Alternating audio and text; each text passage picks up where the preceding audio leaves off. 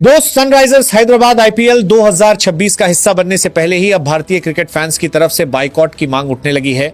सवाल यह है कि क्या अब मुस्तफिजुर रहमान की तरह पाकिस्तान के अबरार अहमद को भी सनराइजर्स को रिलीज करना पड़ेगा, क्योंकि जब कोलकाता नाइट राइडर्स ने लोगों की मांग को देखते हुए मुस्तफिजुर रहमान को रिलीज कर दिया था, तो क्या अब सनराइजर्स भी अबरार अहमद को रिलीज करेगा?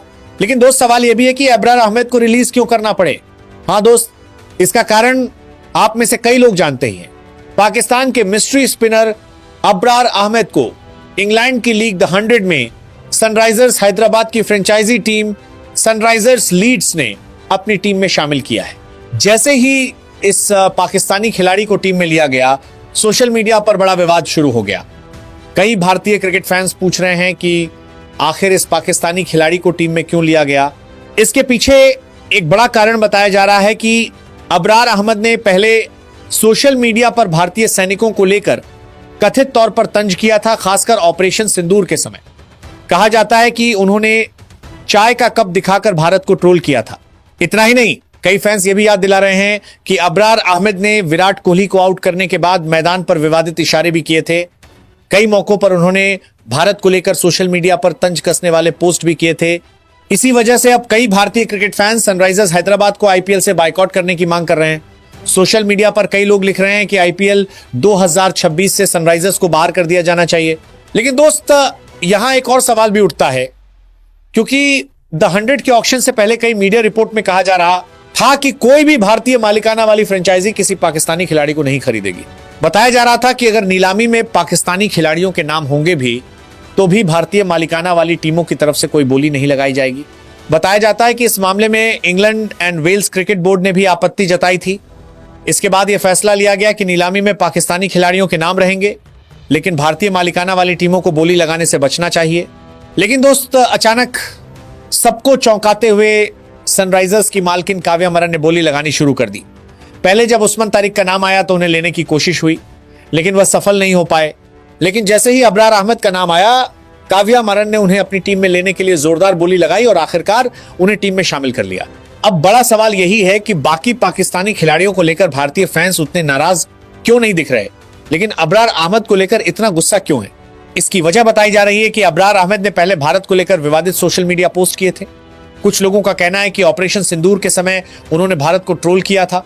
कहा जाता है कि मैदान पर भी उन्होंने राफेल विमान गिराने जैसा इशारा किया था, जिससे भारतीय फैंस नाराज हो गए। इस वजह से भारतीय क्रिकेट फैंस इस खिलाड़ी को सनराइजर्स लीड्स टीम में शामिल किए जाने का विरोध कर रहे हैं।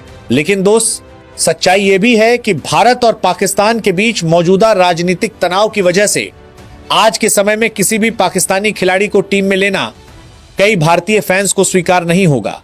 कुछ लोगों का कहना है कि यह एक 140 करोड़ भारतीयों की भावनाओं के खिलाफ है।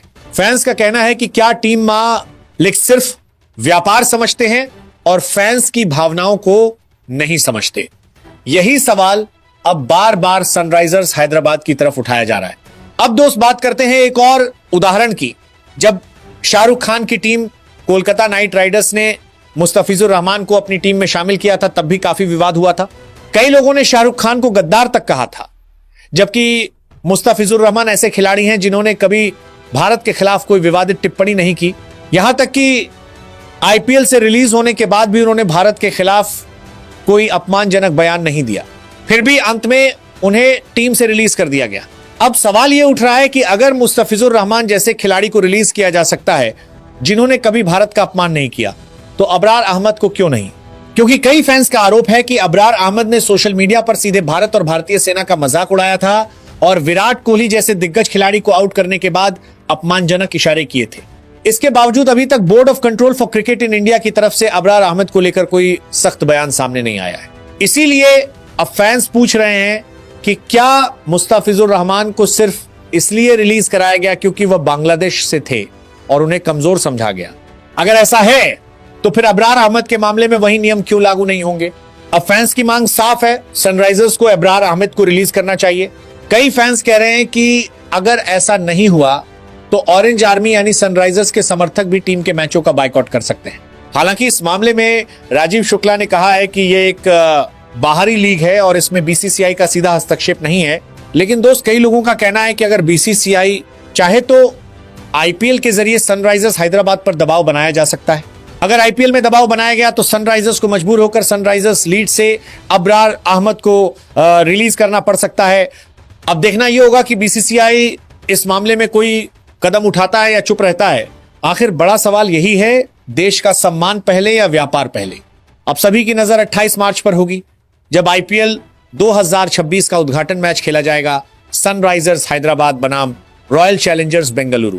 दोस्त, देश की भावना को ध्यान में रखते हुए मुस्तफिजुर रहमान जैसे प्रतिभाशाली खिलाड़ी को आईपीएल से बाहर किया गया था, जबकि उन्होंने कभी भारत का अपमान नहीं किया। अगर अबरार अहमद जैसे खिलाड़ी